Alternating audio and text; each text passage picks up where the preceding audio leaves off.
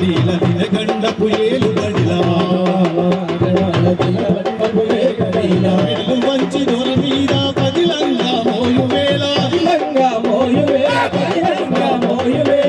పద పద నడు నడు నడు పద పదమంటూనే నా పాట మస్తకం పఠిస్తూ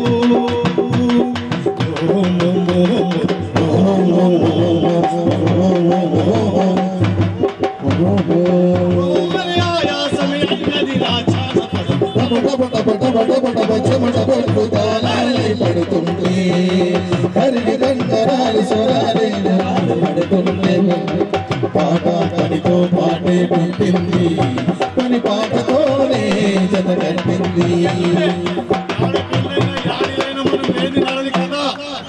కరణమింట్ల పెళ్లి పని అలా ఇంత పంచుకొని పల్లె ఆడవారు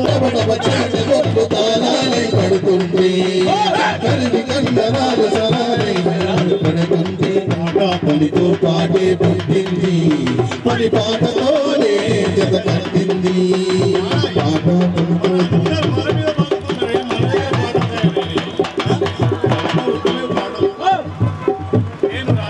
రేపు కేబీఐ ఛానల్లో రిలీజ్ అవుతుంది.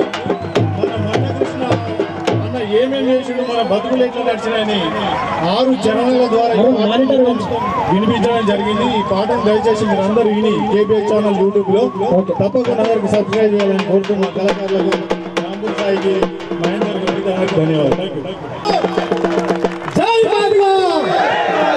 లక్ష డబ్బులు లక్ష డబ్బులు లక్ష డబ్బులు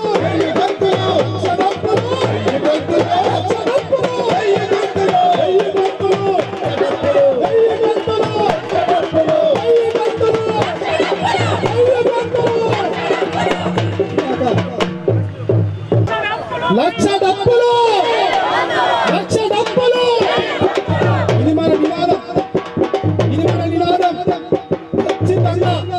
ఖచ్చితంగా ఇది ఎంత ఎక్కువ, ఇది ఎంత ఈ నినాదాన్ని ఎంత ఎక్కువ ఇస్తే ఇది అంత వెలివాడలకు పోతుంది, మన కడపల దగ్గరకు పోతుంది. ఆ కడపల లోపల నిద్రపోతున్నటువంటి చెవుల్లో పడుతుంది. అప్పుడు చెవుల్లో పడ్డప్పుడే వాళ్ళు బయటకు వచ్చే ప్రయత్నం చేస్తారు. అందుకోసమే ఈ నినాదాన్ని గట్టిగా ఇవ్వాలి. అర్థమైందా? నేనేమంటున్నా, మేము మాట్లాడి పాట పాడి ఒకవేళ అలసిపోయి ఆగిపోతే మనం మర్చిపోతే ఖచ్చితంగా మీరే గుర్తు చేయాలంటున్నా. చేస్తారా? ఇప్పుడు ఊళ్ళలో చేస్తారా? ఏడన వేయాల ఛాయ్ హోటల్ కాడికి పోతే లక్ష డబ్బులు 1000 గొంతులు మాట్లాడితేనే ఇద్దరు మాదిగాలు కలిస్తే ఏమంటాం? జై మాదిగ అంటాం. జై మాదిగల తర్వాత ఏమంటాం?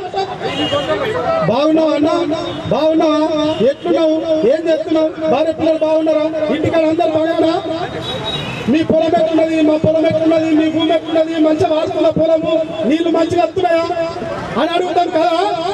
ఇవన్నీ బందే ఫిబ్రవరి 7 దాకా ఇవన్నీ బందే. నువ్వు బాగున్నావా, నేను బాగున్నావు కాదు.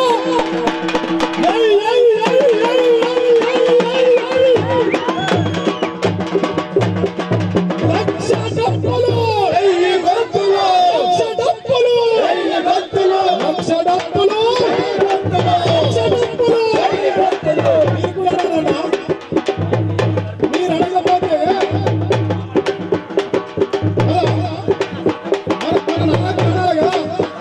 లక్ష డబ్బులు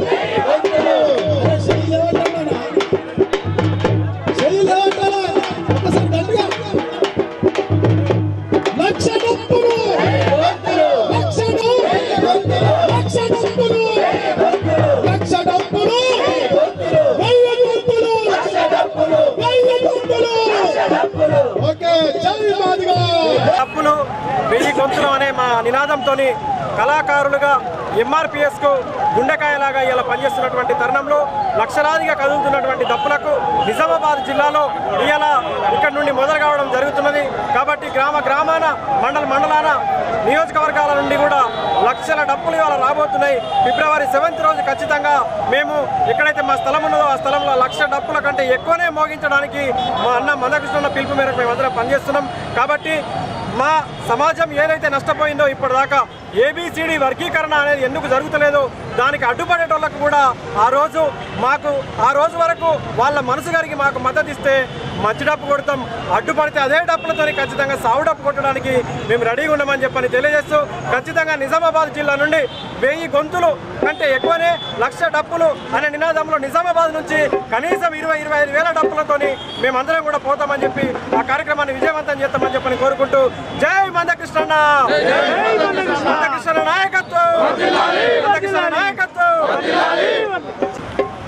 1000 గొంతులు 1,00,000 డప్పుల కార్యక్రమాన్ని గౌరవ మందకృష్ణ గారి ఆధ్వర్యంలో ఫిబ్రవరి 7న హైదరాబాద్లోని అంబేద్కర్ విగ్రహం వద్ద మరి ఏర్పాటు చేయడం జరిగింది.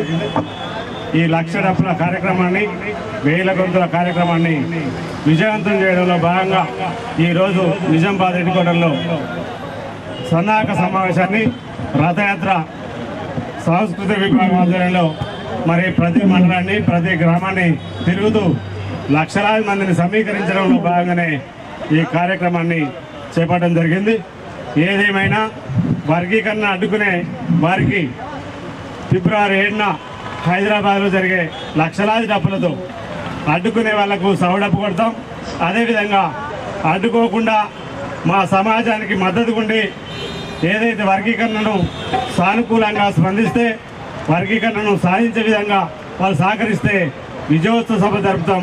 అందులో కలిసి వచ్చినటువంటి వాళ్లకు ఈ విజయోత్సవ సభలో మరి వాళ్లకు మేము అనేక విధాలుగా మరి కలిసి పోరాటం చేసే విధంగా కృషి చేస్తామని చెప్పి కోరుకుంటూ, ఏదేమైనా రేవంత్ రెడ్డి గారి ప్రభుత్వం వర్గీకరణను స్వాగతిస్తున్నాం. సుప్రీంకోర్టు ఇచ్చిన తీర్పుకు మద్దతుగా మా ప్రభుత్వం పనిచేస్తుంది. అంటే ఈ దేశంలో ఏ రాష్ట్రం కూడా స్పందించని విధంగా ముందుగా స్పందించినటువంటి ముఖ్యమంత్రి.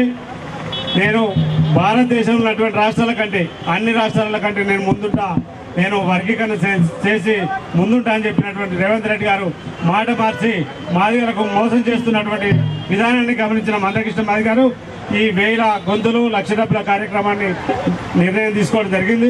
ఏదేమైనా వర్గీకరణ చేయకుండా కాలయాపన చేసి కమిషన్ల పేరుతోటి కాలయాపన చేస్తున్నటువంటి రేవంత్ రెడ్డి తేల్చుకోవాల్సినటువంటి అంశం ఒక్కటే ఉన్నది.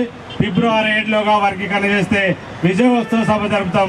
లేకుండా కాలయాపన చేసే కమిటీలు వేసి మాదిగలను మోసం చేయాలని చూస్తే కాంగ్రెస్ ప్రభుత్వానికి బుద్ధి చెప్పే విధంగా సాగు డప్పు కొడతామని చెప్పి సందర్భంగా గుర్తు చేస్తూ, రేవంత్ రెడ్డి తెలుసుకోవాలి ఏ డప్పు కొట్టమంటాడో ఆ డప్పు కొట్టడానికి మేము సిద్ధంగా ఉన్నామని చెప్పి ఈ సందర్భంగా గుర్తు చేస్తూ, ఏదేమైనా నిజామాబాద్ జిల్లా నుంచి అధిక సంఖ్యలో డప్పు కళాకారులను సాంస్కృతిక విభాగం నుంచి అధిక సంఖ్యలో తరలించేందుకు ఏర్పాట్లు ఇప్పటి నుంచి సనా సమావేశాలు జరుపుతూ ప్రతి గ్రామం నుంచి చైతన్యవంతం చేసి అధిక సంఖ్యలో తరలిస్తామని చెప్పి కోరుకుంటూ, నిజామాబాద్ జిల్లా ఇన్ఛార్జి ఎంఎస్పీ రాష్ట్ర కోఆర్డినేటర్గా ఇంజం వెంకట స్వామి మాదిగా.